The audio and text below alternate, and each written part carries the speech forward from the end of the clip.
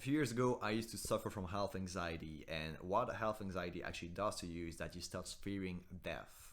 In today's video, I wanted to speak about why fearing death makes you weak, how to actually embrace it, and how to actually beat this fear so that you can live your life to the fullest. Because ironically, when you're scared of death, your entire life becomes miserable. So I think it's an important topic to speak about, and since I went through these issues, I think I'm going to teach them to you today. So, as I said a few years ago, it was about 3 years ago now, 2021, during COVID especially, I started developing health anxiety, which very quickly became a huge issue in my life. Any single imperfection on my body, any little things that I was experiencing was a sign that I was dying to me. And when you're feeling this way, your entire life becomes completely miserable.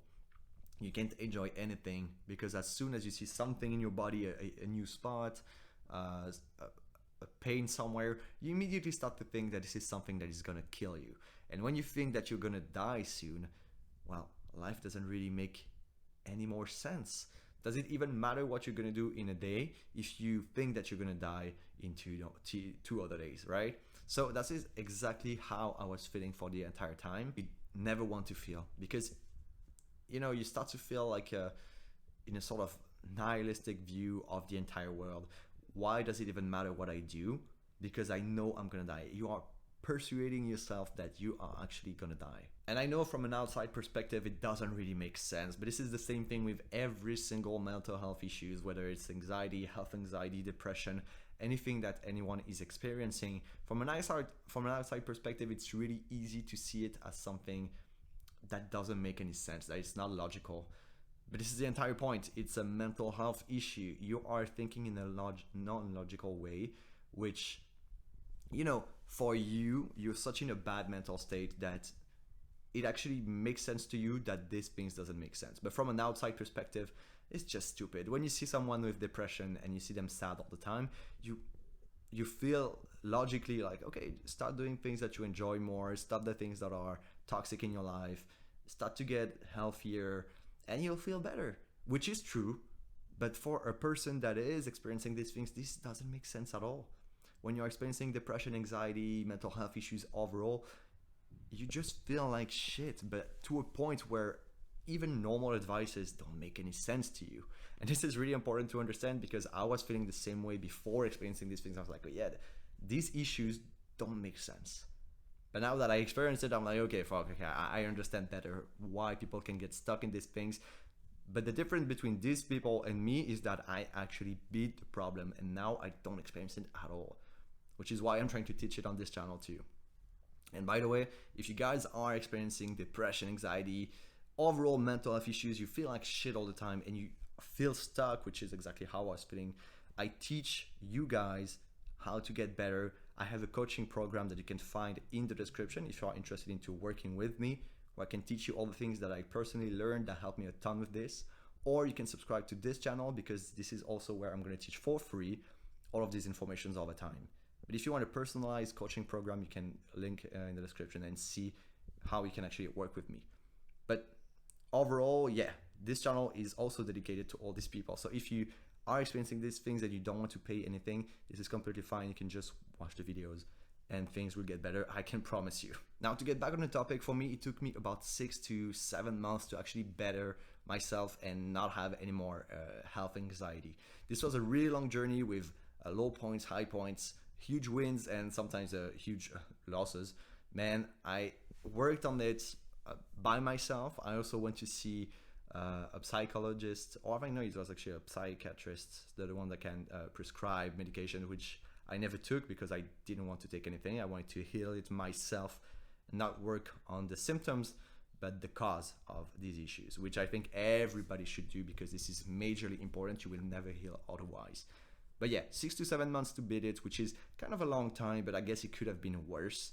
Since I took it very personally and I started working on it a lot, I think this is something that was quite a quick journey if you look at the overall grand scheme of things.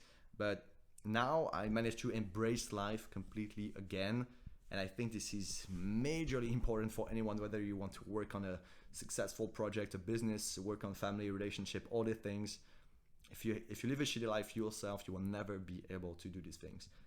Mental health is the number one priority that you should have. If it sucks, it should be the first thing that you fix in your life. I already said that in another video, but it's majorly true, okay? And also something that I wanted to teach you guys, which kind of correlates with health anxiety issues, is that when you are experiencing these things, you should really understand that you should put the things that are out of your control out of your head. This is one way to overthink everything, and especially in health anxiety, when you see a spot on your body, when you think that you're dying all the time, are these things in your actual control? Can you do anything about these things? Most likely not.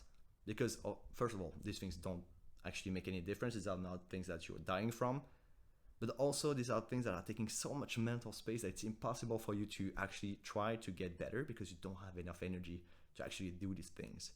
So putting the things that are out of your control, out of your head, is also a really important thing to understand. And this works also with anything. If it's depression, you are probably regretting something from the past, something that makes you sad on a daily basis, something that happened to you. Do you still have any control over what happened in the past? Most likely not. So this should get out of your head. Same thing with anxiety. Anxiety is most likely people that are scared of the future or scared of something that's going to happen to them, not something that happened to them, pretty much. But put these things out of your head, man.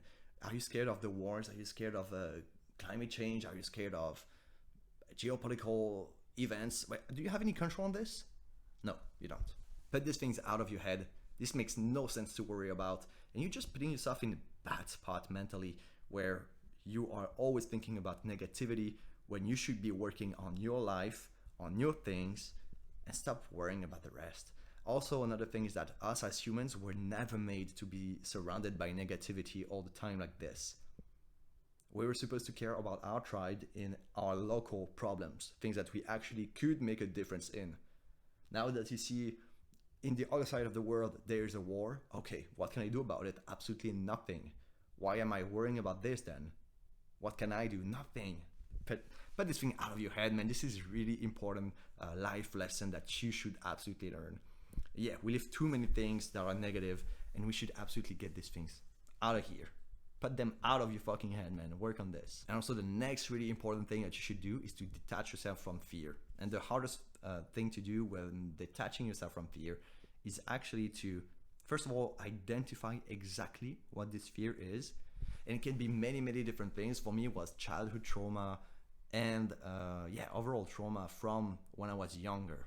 And to identify this, it's really hard because your body is trying to protect yourself from these bad memories by kind of forgetting them or changing them. But when you get back to your true memories, that's when you understand that you are actually experiencing something bad with this. And working on it is really important. And facing fear is like one major step to getting better, whatever the fear is. If you're fearing death, this is also something you should work on. And my final point was that with all of these issues, you're actually missing out on so many things in life. You're missing out of happiness, joy, working on a purposeful journey, a project, a business, working with your family members, just living a happy life, man. You're putting yourself in such a bad position. So work on these things, get better, and then your entire life gets better. Okay? Take care, and I'll see you in the next one.